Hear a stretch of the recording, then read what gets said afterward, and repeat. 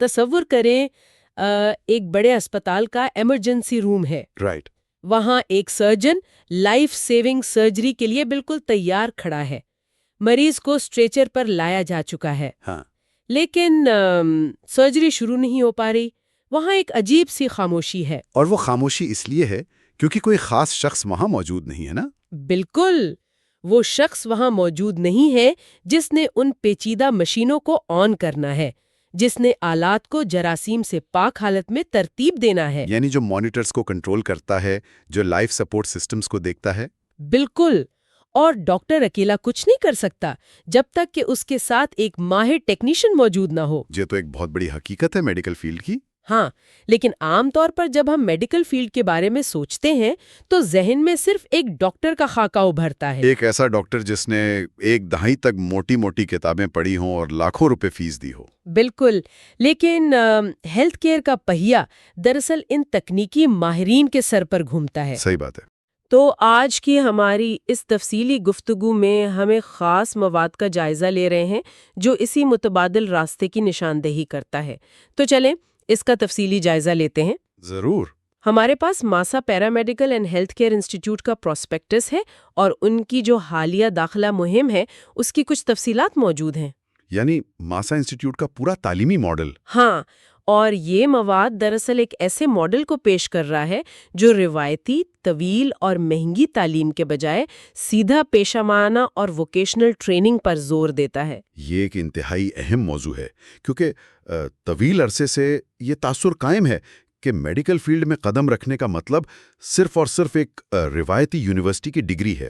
Right, اس کے بغیر کچھ نہیں ہو سکتا. ہاں، لیکن ماسا انسٹیٹیوٹ کا یہ پراسپیکٹس ہمارے سامنے ایک زبردست کیس سٹڈی ہے جو بتاتا ہے کہ ہیلتھ کیئر کا نظام تیزی سے بدل رہا ہے. بالکل بدل رہا ہے، اور ہمارا مقصد یہاں صرف اس ادارے کی تشہیر کرنا یا ان کی معلومات کو دہرانا نہیں ہے. جی، بلکہ یہ سمجھنا ہے کہ پیشہ ورانہ تربیت کا یہ ماڈل عملی طور پر کام کیسے کرتا ہے. کیسے کام کرتا ہے، اور کیسے کچھ مخصوص کورسز کسی طالب علم کو حقیقی دنیا کے چیلنجز کے لیے تیار کرنے کا دعویٰ کرتے ہیں. اور یہ اسپتالوں اور کلینکس کے چیلنجز واقعی بہت سخت ہوتے ہیں. یہ تعلیم کے فلسفے میں ایک بہت بڑی تبدیلی کی عکاسی ہے. ٹھیک ہے، تو اس کو تھوڑا مزید کھولتے ہیں. کوئی بھی ادارہ یہ دعویٰ کر سکتا ہے کہ وہ بہترین تربیت دے رہا ہے. بالکل، دعوے تو سبھی کرتے ہیں. لیکن جب انسان کی صحت کا معاملہ ہونا تو صرف دعووں پر تو اعتبار نہیں کیا جا سکتا. کسی بھی قیمت پر. ماسا انسٹیٹیوٹ کے پراسپیکٹس میں ایک چیز کو کافی نمایاں کر کے پیش کیا گیا ہے، اور وہ ہے ان کی سرکاری منظوری. ہاں، میں دیکھ رہا تھا اسے. ان کا کہنا ہے کہ یہ ادارہ MSBVT یعنی Maharashtra state board of vocational training سے باقاعدہ منظور شدہ ہیں. جی، MSBVT. اب میرے ذہن میں سوال یہ پیدا ہوتا ہے کہ کیا اس منظوری کی عملی طور پر کوئی اہمیت ہے، یا یہ محض اشتہار میں لکھنے کے لیے ایک کاغذی کارروائی ہے؟ دیکھیں، MSBVT کی منظوری دراصل اس پورے ماڈل کی بنیاد ہے. یہ صرف کاغذ کا ٹکڑا نہیں ہے. اچھا، وہ کیسے؟ کیونکہ ووکیشنل ٹریننگ بورڈز کا مقصد روایتی یونیورسٹیوں سے بالکل مختلف ہوتا ہے. ایک روایتی یونیورسٹی زیادہ تر نظریاتی یا تھیوریٹیکل علم پر توجہ دیتی ہے. ہاں، کتابی باتیں زیادہ ہوتی ہیں. بالکل، لیکن state board of vocational training کا پورا زور اس بات پر ہوتا ہے کہ کیا یہ طالب علم اپنے ہاتھوں سے کوئی کام سر انجام دے سکتا ہے یا نہیں. یعنی پریکٹیکل سکلز. جی، جب بورڈ کسی ادارے کو منظور کرتا ہے تو وہ اس بات کو یقینی بناتا ہے کہ ادارے کا نصاب، ان کی لیبارٹریز اور ان کے تربیت دینے کے طریقے حکومتی معیارات کے مطابق ہوں. رائٹ، یعنی ایک چیک اینڈ بیلنس موجود ہے. ہاں، اس کا سیدھا سا مطلب یہ ہے کہ جب کوئی طالب علم یہاں سے ڈپلومہ لے کر کسی لیب یا اسپتال میں ملازمت کے لیے جائے گا نا، تو اس کی سند قانونی طور پر تسلیم شدہ ہوگی. بالکل، قانونی اور پیشہ ورانہ دونوں طور پر.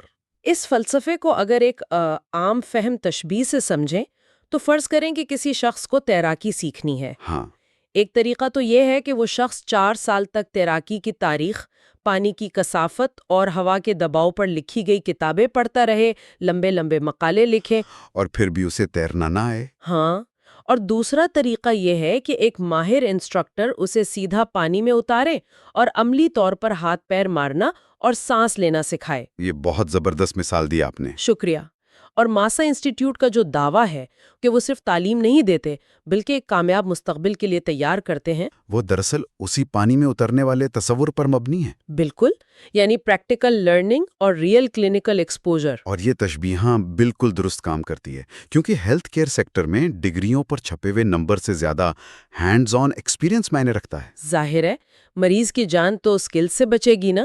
ہاں، ایک مریض کی جان بچانے کے لیے اس بات سے کوئی فرق نہیں پڑتا ہے کہ ٹیکنیشین نے امتحان میں کتنے صفحات کا جواب لکھا تھا۔ فرق اس بات سے پڑتا ہے کہ کیا وہ ہنگامی صورتحال میں دل کی دھڑکن مانیٹر کرنے والی مشین کو درست طریقے سے سیٹ کر سکتا ہے یا نہیں۔ بالکل، ووکیشنل ٹریننگ کا پورا زور ہی اعصابی اور پٹھوں کی یادداشت یعنی مسل میموری پیدا کرنے پر ہوتا ہے۔ رائٹ، اب ذرا ان کے کورسز کی فہرست پر آتے ہیں، کیونکہ یہاں کچھ چیزیں کھٹکتی بھی ہیں اور دلچسپ بھی ہیں۔ ہاں، ان کا کورس کیٹلاگ کافی متنوع ہے۔ بالکل، ان کے نصاب میں 6 مختلف کورسز شامل ہیں۔ اگر ہم انہیں تھوڑا زمرہ بندی کر کے دیکھیں جی، تو ایک طرف طویل مدتی صحت اور بحالی کے کورسز ہیں، جیسے 2 سالہ DNYS یعنی diploma in naturopathy and yogic science, اور اسی کیٹیگری میں DPTH بھی ہے۔ ہاں 2 سالہ DPTH یعنی ڈپلومہ ان فزیوتھراپی، ٹھیک، اور ان کے ساتھ ہی انتہائی حساس اور تیز رفتار نوعیت کے کورسز بھی ہیں، جیسے DMLT یعنی diploma in medical laboratory technology جو 2 سال کا ہے۔ اور اس کا ایک ایڈوانسڈ ورژن بھی ہے نا؟ جی، اسی کا 1.5 سالہ پوسٹ گریجویٹ ڈپلومہ PGD-MLT، اور پھر 1 سالہ آپریشن تھیٹر ٹیکنالوجی ہے OT ٹیکنیشین، اور 1 سالہ نرسنگ ڈپلومہ بھی موجود ہے۔ بالکل۔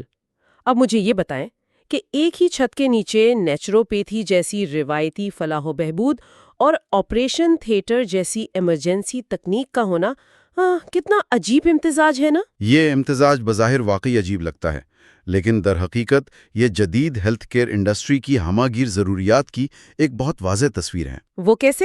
دیکھیں، آج کا میڈیکل ماڈل صرف سرجری یا دوا پر نہیں چلتا، اس میں بحالی یا ریہیبلیٹیشن کا بہت بڑا کردار ہے۔ اوہ اچھا، جیسے فالج کے مریضوں کے لیے؟ بالکل، مثلاً ایک شخص کو فالج کا دورہ پڑتا ہے، ایمرجنسی میں OT ٹیکنیشین اور نرسنگ اسٹاف اس کی جان بچانے میں ڈاکٹر کی مدد کرتے ہیں۔ ہاں، لیکن اس کے بعد اس شخص کو دوبارہ چلنے پھرنے کے قابل بنانے کے لیے فزیوتھراپی اور قدرتی طریقہ علاج کی ضرورت پڑتی ہے۔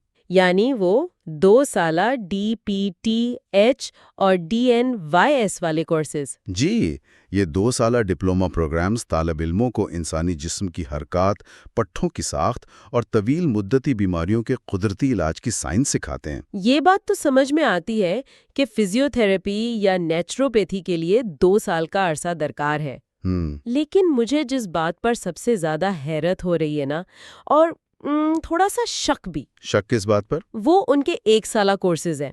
کیا واقعی، میرا مطلب ہے کہ ایک شخص محض 1 سال کی تربیت کے بعد سیدھا آپریشن تھیٹر جیسی انتہائی حساس جگہ پر کیسے جا سکتا ہے؟ یہ ایک بہت اہم سوال ہے۔ ہاں، جہاں ایک چھوٹی سی غلطی کسی کی جان لے سکتی ہے۔ 1 سالہ OT ٹیکنیشین یا نرسنگ ڈپلومہ کچھ زیادہ ہی عجلت پسندانہ نہیں لگتا؟ آپ کا سوال بہت منطقی ہے، اور اس کا جواب میڈیکل پروفیشن کے دائرہ کار یا جس کو ہم اسکوپ آف پریکٹس کہتے ہیں اس میں چھپا ہے۔ اسکوپ آف پریکٹس تھوڑا آسان الفاظ میں بتائیں۔ دیکھیں، ایک OT ٹیکنیشین یا 1 سالہ ڈپلومہ ہولڈر نرس کا کام تشخیص کرنا، دوا تجویز کرنا یا سرجری کرنا نہیں ہے۔ ہاں، وہ تو ڈاکٹر کا کام ہے۔ بالکل، ان کا دائرہ کار انتہائی محدود ہوتا ہے۔ 1 سال کے دوران انہیں جنرل میڈیسن کی ہسٹری نہیں پڑھائی جاتی۔ تو پھر کیا پڑھاتے ہیں 1 سال میں؟ انہیں صرف اور صرف آپریشن تھیٹر کے ماحولیاتی کنٹرول، آلات کی سٹرلائزیشن اور لائف سپورٹ مشینوں کی کیلیبریشن سکھائی جاتی ہے۔ اچھا، یعنی بالکل ٹو دا پوائنٹ بات۔ ہاں، یہ ایک بہت ہی فوکس ٹریننگ ہے جہاں فالتو نظریاتی مضامین کو نکال کر صرف وہ کام سکھایا جاتا ہے جو انہوں نے روزانہ جا کر کرنا ہے۔ واہ، اب سمجھ آیا۔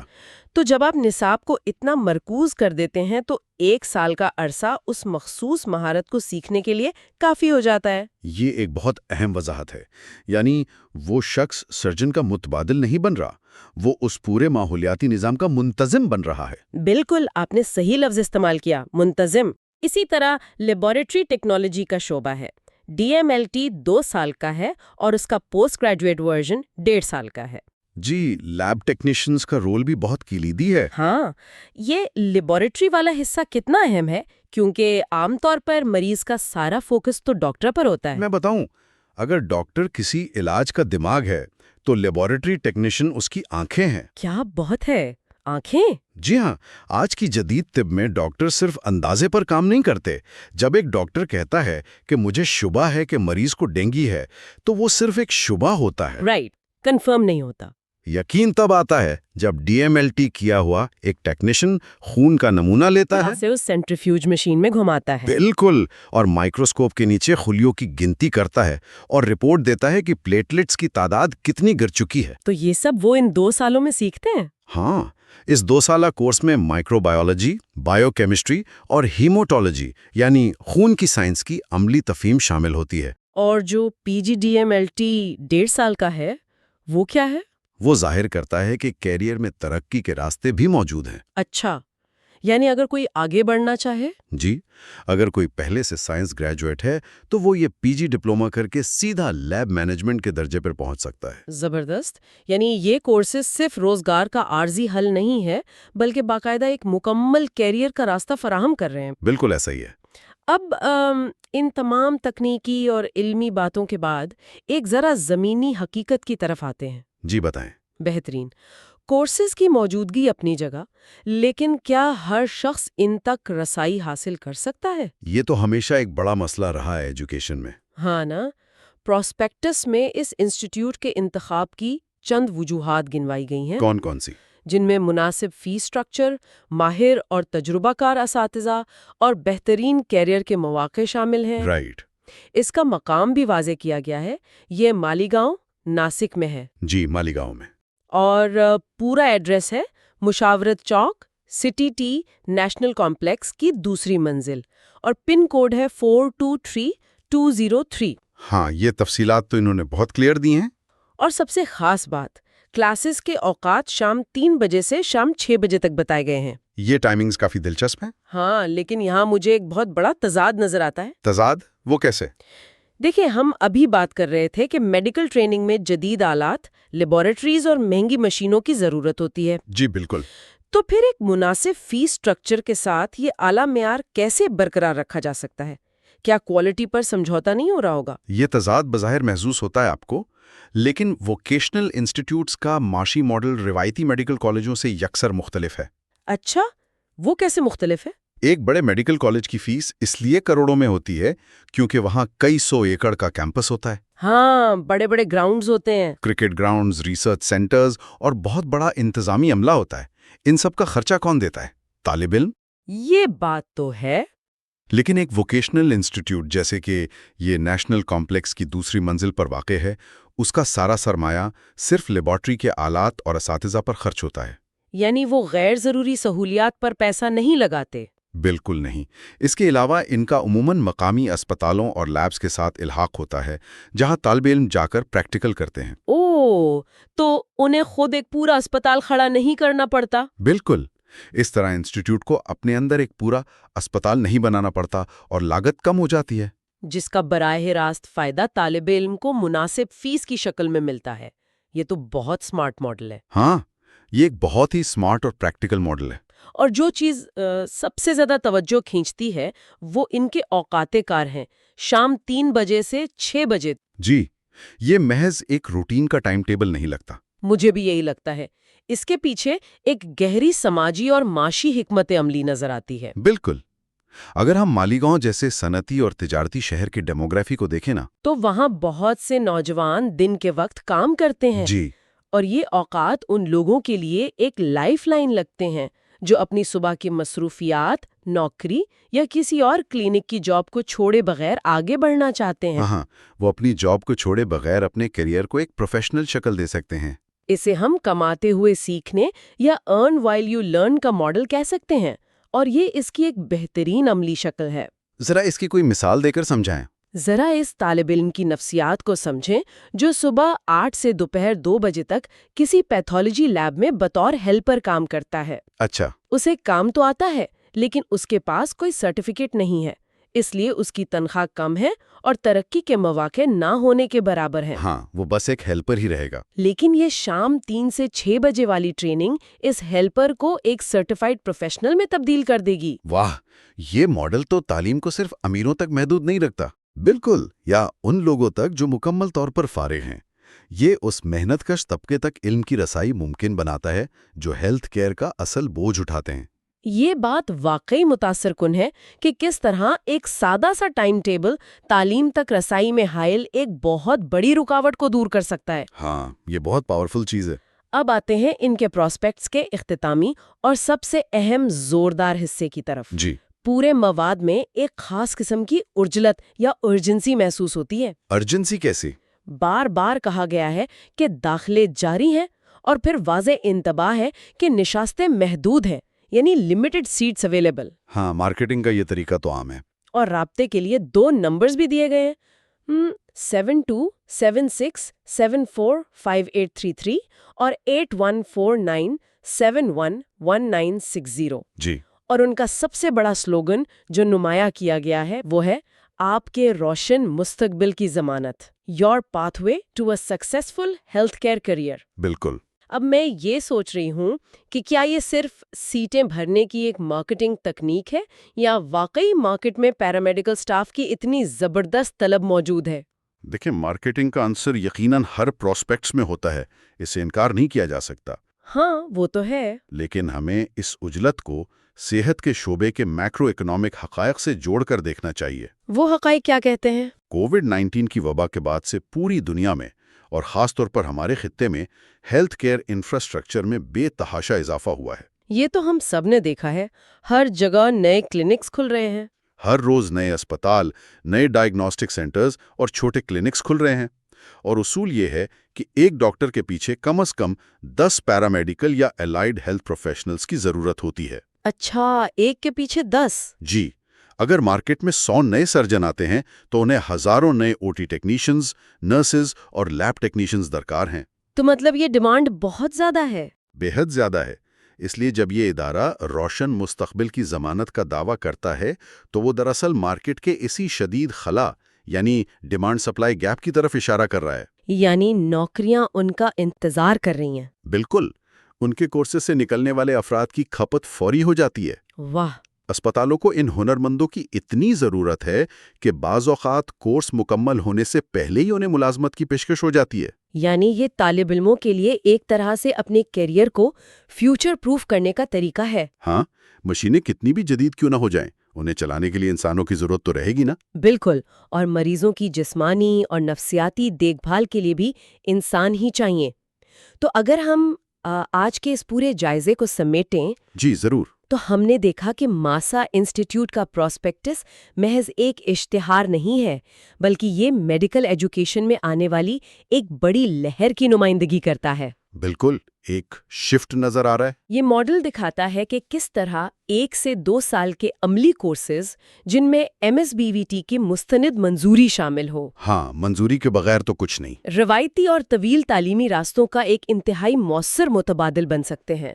نیوٹروپیتھی، فزیوتھراپی سے لے کر لیب اور آپریشن تھیٹر ٹیکنالوجی تک کا تنوع۔ اور پھر وہ شام کی کلاسز کا وقت۔ ہاں بالکل، شام کی کلاسز کے ذریعے غریب اور محنت کش طبقے تک رسائی، یہ سب مل کے ہیلتھ کیئر کی دنیا کا دروازہ ہر اس شخص کے لیے کھول رہے ہیں جو سیکھنے کا جذبہ رکھتا ہے۔ صحیح۔ معلومات کے اس شور میں مجھے لگتا ہے کہ یہ ایک انتہائی واضح اور قابل عمل راستہ ہے۔ جی، اور اس پوری تفصیلی بحث کے بعد ہمارے سامنے ایک بہت ہی بنیادی اور سوچنے پر مجبور کر دینے والا سوال کھڑا ہوتا ہے۔ وہ کیا؟ ہم نے دیکھا کہ کس طرح مخصوص اور to the point vocational training حساس ترین طبی ذمہ داریوں کے لیے افراد کو تیار کر رہی ہے۔ اگر 1 سال یا 2 سال کی یہ انتہائی مرکوز اور عملی ٹریننگ لیبارٹریز اور آپریشن تھیٹرز جیسی جان لیوا اور نازک جگہوں کے لیے اتنے قابل اور ہنرمند پروفیشنلز فراہم کر سکتی ہے، تو کیا ہمیں اپنے تعلیمی نظام کے بنیادی ڈھانچے پر نظر ثانی کی ضرورت نہیں؟ یہ تو بہت گہری بات ہے۔ کیا مستقبل کا میڈیکل سیکٹر بڑی اور مہنگی یونیورسٹیوں کی طویل ڈگریوں کے بجائے خالص ہنر، عملی تجربے اور انتہائی مخصوص مائکرو سرٹیفکیشنز پر انحصار کرے گا؟ واقعی یہ ایک ایسا سوال ہے جو صرف طلباء کو نہیں بلکہ پورے تعلیمی اور طبی نظام کو خود سے پوچھنا پڑے گا۔ کیا ہم ڈگریوں کے محتاج رہیں گے یا ہمارا مستقبل خالصتاً مہارت کے ہاتھ میں ہوگا؟